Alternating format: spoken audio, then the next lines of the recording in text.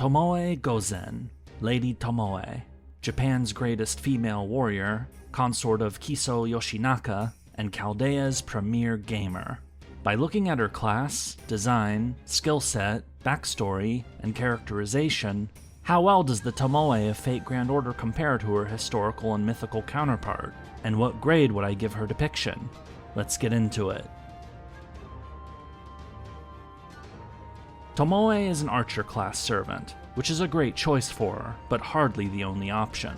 This is something the Fate designers don't shy away from, since despite being an archer, you can see Tomoe using not just a bow, but also a sword, a naginata, or foregoing weapons entirely.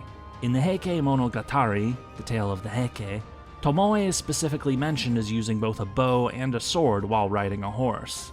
As for the naginata, Tomoe tends to be shown wielding one in artistic depictions, but it doesn't actually get mentioned in the source material.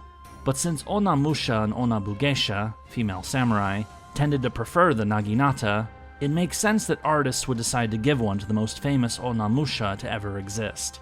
Still, the fact that Tomoe is noted for using both a sword and a bow, I think this is why, when it came time for Tomoe to get a summer version, it was a saber rather than a lancer.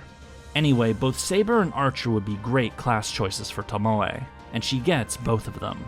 Getting into her character design, I feel like this one is kinda obvious. Tomoe Gozen is the most famous female samurai in existence. Does Fate's Tomoe look like a female samurai? Yes, she does. If I was lazy, I could just end things right there. But as tempting as that is, let's dig a little deeper. The armor in the second ascension is very good. It's not a perfect match for the O-Yoroi, a type of samurai armor meant for cavalry archers that saw heavy use during the Genpei War, but it's close enough, being quite comparable to how Tomoe is usually portrayed. One fun detail is the sigil, or mon, found throughout her various ascensions. That pattern you see, specifically those three things that kinda look like commas, those are called Tomoe, with this specific mon, one that has 3 of these Tomoes, being called a Mitsudomoe. As for the first and third ascension, they're not quite as good as the second, but I don't have any real issues either. But if I might make the smallest of nitpicks, Tomoe is described as having black hair in the Tale of the Heike, whereas here it's the opposite. But complaining about anime hair colors is kinda silly. I mean, I could, but it would feel really pedantic. Overall, I'd say Tomoe Gozen has a fantastic design, portraying her as exactly what she is, a formidable female samurai from the time of the Genpei War. Moving into her skill set, Tomoe's first skill is Demonic Nature of Oni, a generic skill found on characters who are either full Oni, like Shuten Doji and Ibaraki Doji, or who have Oni blood within them, like Tomoe. Now, Tomoe doesn't have an entry for this skill in her profile, neither does Shuten, but Ibaraki does, so we're gonna look at that. It basically says that this skill is a fusion of the skills Natural Demon, Monstrous Strength, Charisma, and Mana Burst. Basically, it's a skill that's meant to represent the buffs Oni get over normal, boring humans. There's just one small problem. Tomoe Gozen wasn't an Oni. She was one of those normal, boring humans, except that she was neither normal or boring. We're going to talk about this more once we get into characterization, so for now let's move on. Tomoe's second skill is Knowledge of Combat, a skill that sounds generic, but is actually unique to Tomoe. According to her profile, this skill represents one being skilled at handling battlefield conditions. The mayhem, the chaos, where friend and foe are mixed together, where every second could be your last, as while you might find yourself among allies, you could just as easily be swarmed by enemies as well. Notably, this is a skill for a warrior in the field, rather than a commander of armies. Now, does this fit Tomoe? Did Tomoe enter the fray and fight in battles, facing one enemy after another amidst scenes of chaos? Yes she did. This is a great skill for her. Lastly, Tomoe's third skill is Lineage Excitation, which is another unique skill for Tomoe where she makes use of her Oni lineage to further enhance her skills in battle.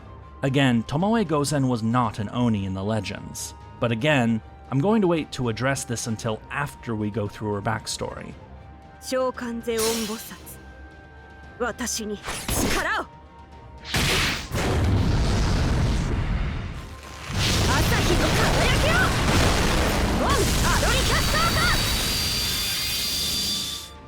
Tomoe Gozen's noble phantasm is on Aurorika Soaka, whereupon she leaps forward, throws her enemy into the sky, then shoots them with a flaming arrow, making it look like the rays of the sun are emanating from her target.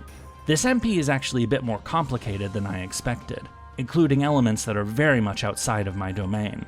But let's give it a shot. So Kiso Yoshinaka was Tomoe's husband, love interest, childhood friend, leader, all of the above. Anyway, his burial site is at a place called Gichuji, a Tendai Buddhist temple built to honor Yoshinaka. There's a grave for Tomoe there too, since it is believed that this is where Tomoe spent the rest of her days. The main deity enshrined at this temple is Shokanon Bosatsu, one of the 13 Buddhas, the main figures in Japanese Buddhism. As you might expect, each of these 13 Buddhas have their own rituals and mantras associated with them. In the case of Shokanon Bosatsu, one of their mantras is the phrase "An Aurorika Soaka," the name of this MP. Actually, this isn't just Tomoe's MP. In Fate Samurai Remnant, you actually meet Kiso Yoshinaka. And, like Tomoe, one of his MPs is also on Aurorika Soaka. Now, this isn't a video on Yoshinaka, but having both Tomoe and Yoshinaka having this MP helps to explain what this MP is truly about. It is the bond between these two characters. As for why we get the sun symbolism, and the fire that comes with it, Kiso Yoshinaka had the title Asahi Shogun, Asahi meaning rising sun or morning sun.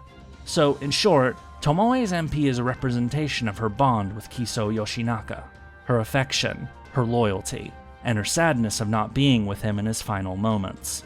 It's an MP loaded with symbolism, and it's a great one for Tomoe Gozen. Tomoe's craft essence is Thoughts Through 3 Incarnations, depicting a number of weapons on display, the ones wielded by Tomoe. In the CE's text, it tells a story about a monk visiting the shrine at Gichuji, then meeting with the spirit of Tomoe Gozen, who then shares her feelings regarding Yoshinaka. This is actually the plot of a no-theater play fittingly called Tomoe. The text then shifts to FGO's Tomoe, who is being asked about this play, and what actually happened during this moment. But whatever that might have been, Tomoe keeps that to herself. As for the name of this CE, I think that the 3 incarnations are Tomoe during her original life, Tomoe during the events of this no play, and Tomoe now in Chaldea. If it isn't already obvious, this is a great CE for Tomoe. Tomoe's Valentines CE is Sweet Chestnut Chocolate, depicting some chestnuts coated in chocolate. In her Valentine scene, she just gives you these as a token of her appreciation, without knowing what Valentine's Day even is. She's a bit embarrassed about that, but decides to just go with it anyway, then offers to give the protagonist advice in romance, should you be interested in it. I guess this works. It's not a great Valentine CE, but these tend to be less important anyway. Now for characterization, starting with a look into the legends surrounding Tomoe Gozen. Though, while I said legends plural there, there's only really one, the Heike Monogatari, the Tale of the Heike. This is the story of the Genpei War, one of the most important conflicts in Japanese history, the war that led to the creation of the first shogunate, the first government controlled by samurai. It is a conflict which features no fewer than 3 servants from FGO, Ushiwakamaru, Benkei, and, of course, Tomoe Gozen. Compared to those other figures, Tomoe's role in the Tale of the Heike is very small, and there are questions as to whether or not she actually existed in real life. Despite how little we know about her, Tomoe's part in the Genpei War is nevertheless quite memorable. Tomoe is believed to have been born sometime around 1157 CE, the daughter of Nakahara Kaneto, a samurai aligned with the Minamoto clan, a clan that had recently gotten into a bit of trouble. And by a bit of trouble, I mean that they were killing each other. 2 brothers were feuding over who should lead the clan, ultimately leading to one of the brothers, Minamoto no Yoshikata, being murdered by the son of the other brother in 1155 CE. Yoshikata had a 1-year-old son, and that son was sent to be raised by Nakahara Kaneto. The son's name was Minamoto no Yoshinaka. Nakahara already had a son, Imai Kanahira, and 2 years later, they would be joined by a daughter, Tomoe. In other words, Yoshinaka, Tomoe, and Kanahira would all grow up together, with Tomoe eventually becoming Yoshinaka's wife or consort, it's not entirely clear which, while Kanehira became his second in command. The fates of these 3 children would be bound together for the rest of their lives. Yoshinaka was one of the heirs of the Minamoto clan, but a few years later in 1160 CE, the Minamoto clan was effectively crushed during the Heiji Rebellion. Minamoto no Yoshitomo, the brother to Yoshinaka's father, Minamoto no Yoshihira, the son of Yoshitomo who had killed Yoshinaka's father, and his second son Minamoto no Tomonaga were all killed. The great rivals of the Minamoto, the Taira clan, now dominated the country under their patriarch, Taira no Kiyomori. The surviving Minamoto heirs were spared, but they were all children. Yoshinaka was 6, while his cousins, Minamoto no Yoritomo and Minamoto no Yoshitsune, were 13 and 1 respectively, all too young to offer any further resistance. So for a good 20 years, the Taira dominated Japan. But then, in 1180, Taira no Kiyomori forced the Emperor Takakura to abdicate, then decided to put Takakura's son, who was also Kiyomori's 2-year-old grandson, on the imperial throne. A brother of the now deposed emperor, Prince Mochihito, sent out a call to arms, asking that the Minamoto rise up to overthrow the Taira. And since it had been 20 years, those Minamoto heirs and their allies who had been children in 1160 were now all grown up. Yoritomo was 33, Kanehira was 28, Yoshinaka was 26, Tomoe was 23, and Yoshitsune was 21. The Genpei War had begun. Of course, if you remember, Yoritomo's brother had killed Yoshinaka's father. So, the Minamoto faction in the Genpei War, it was more like 2 Minamoto factions. One led by Yoritomo based in Kamakura, while the other was led by Yoshinaka based in Shinano province. For the first 3 years of the war, it was basically a stalemate. None of the battles were decisive, while both sides continued to build up their strength for battles to come. This all changed in 1183, when the Taira launched an offensive against Yoshinaka, culminating in the Battle of Kurikara Pass. The Taira were decisively defeated, and Yoshinaka then moved west, capturing the capital of Kyoto, and receiving the title of Asahi Shogun from the retired, but still influential, Emperor Go Shirakawa.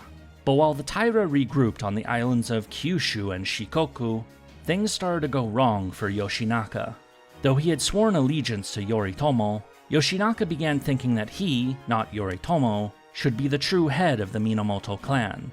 His relationship with the retired emperor Go Shirakawa soured as well, leading to the retired emperor and Yoritomo joining forces in order to defeat Yoshinaka. With his forces having lost a battle against the Taira at Mizushima, Yoshinaka was not strong enough to face the army of Yoritomo, which had been building up its strength for 2 years, and which was now led by Yoritomo's brothers, Minamoto no Noriyori and Minamoto no Yoshitsune. Yoshinaka would make his last stand at the Battle of Awazu in 1184, facing off against Yoritomo's army despite hopeless odds. And it would be here, during the Battle of Awazu, that the tale of the Heike finally mentions the character this video is actually about, Tomoe Gozen. I know, you were probably starting to wonder if I'd forgotten about her, and had instead turned this into a video on her love interest, Yoshinaka. But brief as it is, Tomoe makes a strong impression. She is brought up as being one of the 2 women in Yoshinaka's life, and one who was much more than a wife or consort. Tomoe would take the field alongside Yoshinaka, acting as one of his main battle commanders, a deadly warrior with sword, bow, and horse. Yoshinaka's forces fought as best they could against Yoritomo's army, charging with only 300 horsemen against over 6,000 enemy soldiers. But with odds like that, defeat was inevitable. Before long, only 7 of Yoshinaka's 300 men were still alive. Yoshinaka himself, Imai Kanehira, Tomoe, and 4 others. At this point, knowing that their deaths were inevitable, Yoshinaka asked Tomoe to leave, saying that it would be shameful for him to die beside a woman. This line has been subject to a variety of interpretations. One is to take it literally, that Yoshinaka would have been ashamed to die beside a woman, despite the fact that said woman was his deadliest warrior. Another interpretation is that, since women were not typically seen on battlefields, any woman being found on one might be assumed to be a practitioner of the world's oldest profession, and Yoshinaka might not want Tomoe to be thought of that way. The most common interpretation, though, and the one that fate decides to go with, is that since Tomoe was his wife, consort, childhood friend, etc., that Yoshinaka wanted Tomoe to escape, to live on and not be killed alongside him. Whatever the case, Tomoe hesitated, not wanting to abandon Yoshinaka.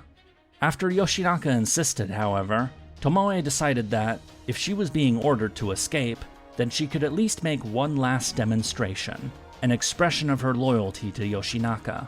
She picked out a leading samurai among the enemy forces, Ondo no Hachiro Morishige, and charged straight at him.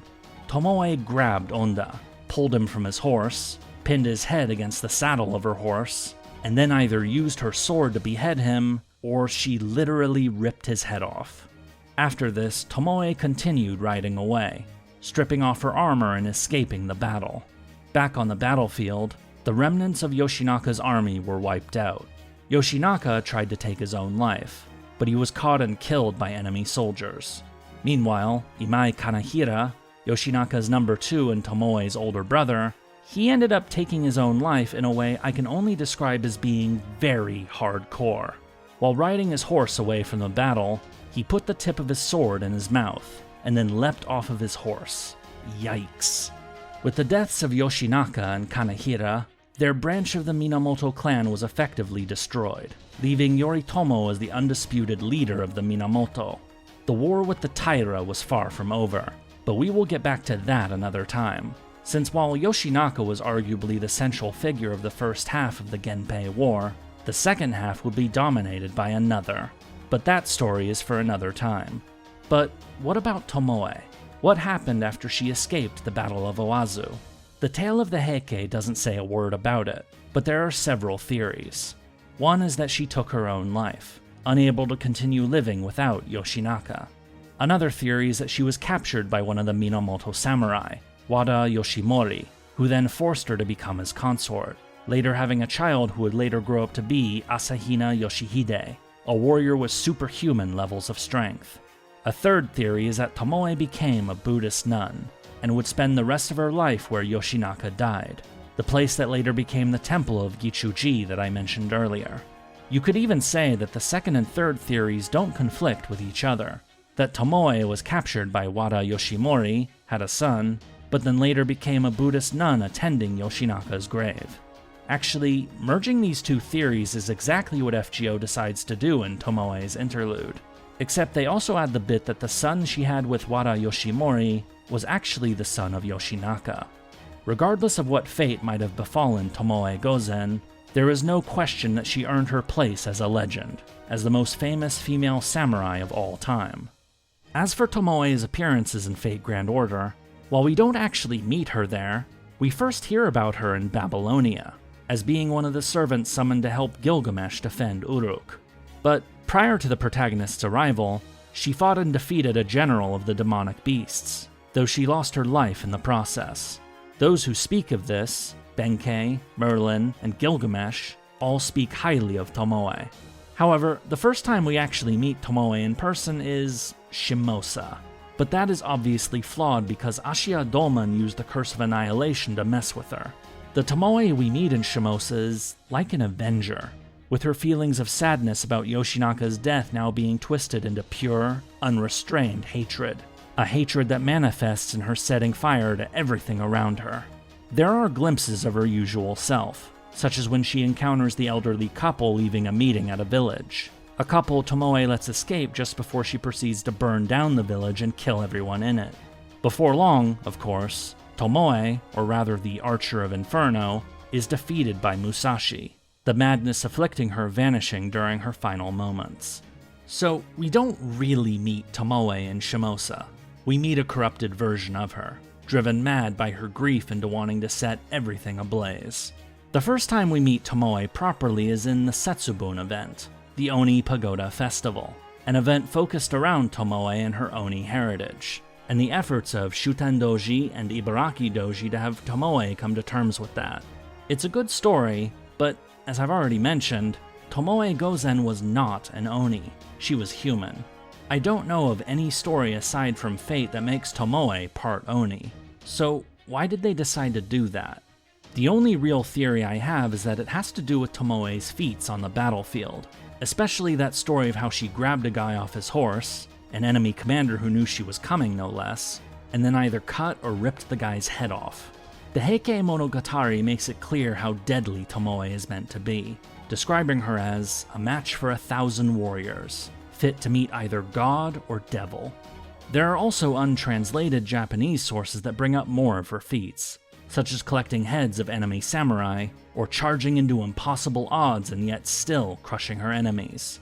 In other words, Tomoe Gozen was such a badass that it's hard to believe that anyone would be capable of such things, and so there had to be something more about her, that she was descended from an Oni.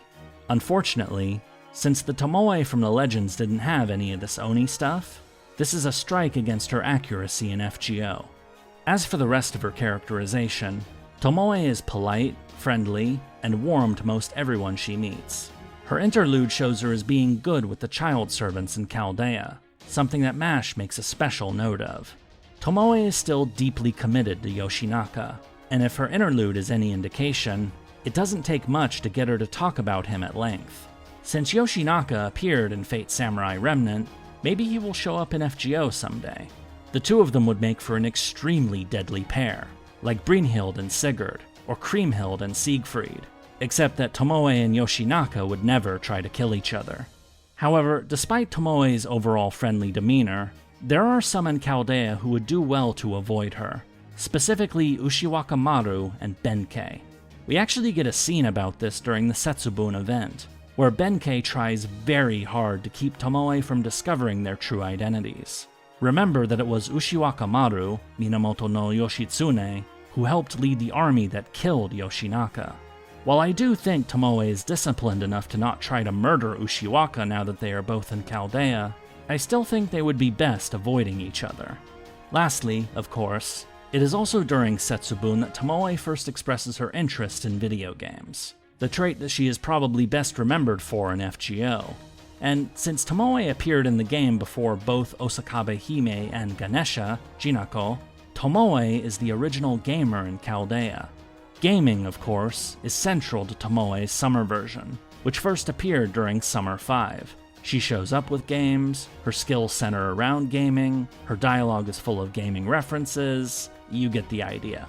Obviously, the real Tomoe had nothing to do with video games, but I see no reason to ding her for this.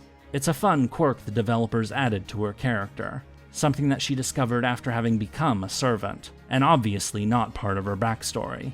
The core of her character in Fate, except for the stuff relating to her being half Oni, is pretty much spot on. A wholesome, honorable woman who will absolutely, positively mess you up. And now for the verdict. What grade would I give Tomoe Gozen's depiction in Fate Grand Order? Well, this portrayal of Tomoe makes me simultaneously very happy and very sad. Her class choice, design, MP, and characterization are all really good. Sure, there's a few embellishments here and there. The armor is perhaps too fancy, her hair is white instead of black, and FGO fans probably remember her more for being a gamer rather than a badass warrior, but the core elements are all there. Her warm personality, her loyalty to Yoshinaka and his memory, and her skill in combat. But then we come to the Oni thing, about how the devs made her half Oni, likely to try to explain how she was able to rip people's heads off in battle. She gets 2 skills dedicated to it. Her biggest event appearance centers around coming to terms with it, and it's all wrong. Tomoe Gozen was not an Oni, or even a half Oni. If this Oni stuff wasn't there, I'd have given Tomoe an A+. The rest of her depiction really is that good. Unfortunately, because the devs decided to give this explanation for why she was so insane on the battlefield, and then spent a good chunk of her screen time talking about it, I can't do it. I have to ding her for it, and it makes me sad. Tomoe could have been perfect, but the designers chose otherwise. And so for a final grade, I'm going to give Tomoe Gozen, the greatest female warrior in Japanese history, a B. If you would like to learn more about another woman famed for her skill in combat, check out my video on Skahak right here. Also, please like, subscribe, and come check out the streams during the weekend sometime. starting at around 3 p.m. Pacific here on YouTube. Until next time.